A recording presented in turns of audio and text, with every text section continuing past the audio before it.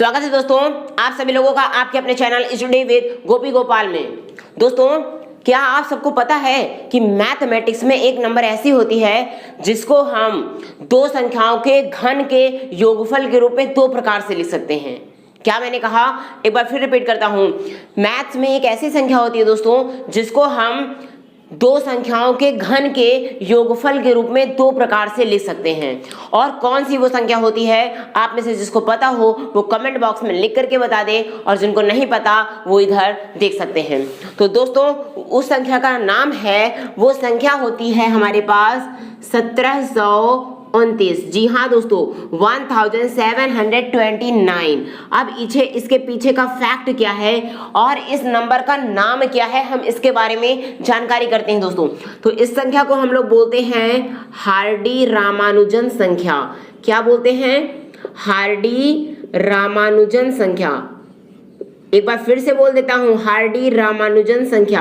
अब दोस्तों इसको ऐसा क्यों बोलते हैं, तो इसके पीछे का पहले एक इंसिडेंस सुनिए, इसके पीछे की एक घटना है उसको सुनिए। एक बार हमारे भारतीय गणितज्ञ रामानुजन जी और एक विदेशी गणितज्ञ थे हार्डी जी, ये दोनों आपस में किसी कार्य को लेकर के संशोधन कर रहे थे, किसी कार्य को लेकर के ये लोग आपस में एक्सपेरिमेंट कर रहे थे।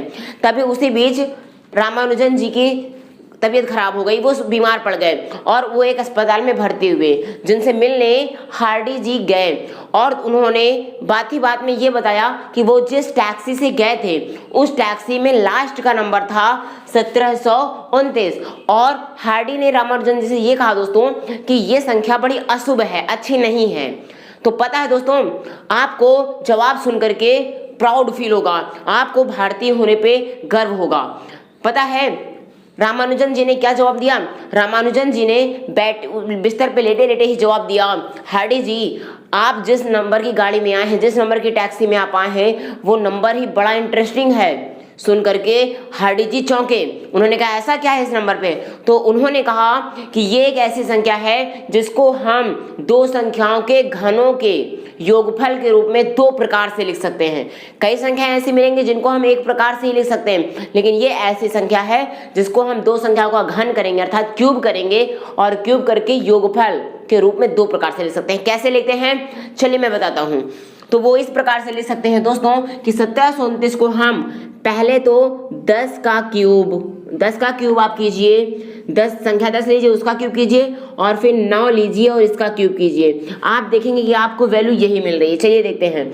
10 का क्यूब होता है 10 गुणे 10, क्यूब का मतलब हो गया उसी संख्या का 3 बार गुणा। तो कितना हो गया? ये तो हो गया हमारा 1000। और प्लस करेंगे 9 का क्यूब होता है 9 इंटू 9 इंटू 9 और 9 का क्यूब होता है दोस्तों 729। तो हमें क्या मिल गया जब हम इसको जोड़ेंगे? तो 1729। आप देख सकते हैं दोस्तों हमारी पहली संख्या इसी प्रकार से आ चुकी है। चलिए दूसरा फैक्ट जानते हैं। ये हुआ हमारा फैक्ट नंबर ए, पहला फैक्ट। आप जानते हैं फैक्ट नंबर बी क्या है? तो दोस्तों इसको दूसरे योगफल के रूप में हम किस प्रकार से लिख सकते हैं? वो है 12 का घन करें और फिर घन करें 1 का, तो हमें यही वैल्यू मिल जाती है। ये इंपॉर्टेंट फैक्ट है। चला देखते हैं। 12 के घन का मतलब हो गया 12 गुणे 12 गुणे 12 और 1 का घन का मतलब हो गया 1 गुणे 1 गुणे 1। इसका मतलब 12 का घन हो जाता है दोस्तों 1728। आप इसका गुणा करके जरूर चेक करिए। प्लस 1 का घन होता है 1, और जब हम इन दोनों संख्याओं को जोड़ देते हैं तो हमारी वैल्यू आ जाती है दोस्तों 1729। तो आप देखिए दोस्तों हमने क्या देखा कि इस 1729 को, जिसको हम लोग बोलते थे हार्डी रामानुजन संख्या, इसे हमने दो संख्याओं के घन के योगफल के रूप में दो प्रकार से लिख दिया। पहला ये है और दूसरा ये है। तो देख सकते हैं दोस्तों, क्या इसके पहले आपको ये इंटरेस्टिंग फैक्ट पता था? ये इंटरेस्टिंग मैथ्स का जो इंपॉर्टेंट इंटरेस्टिंग पॉइंट है पता था? जिन बच्चों को पता था वो कमेंट बॉक्स में लिख करके बताएं कि हाँ मुझे पता था, और जिन्हें नहीं पता था, जिन्होंने अभी अभी सीखा है, कोई नई जानकारी की है, वो भी कमेंट बॉक्स में लिख करके बताएं यस आज मैंने नया सीखा।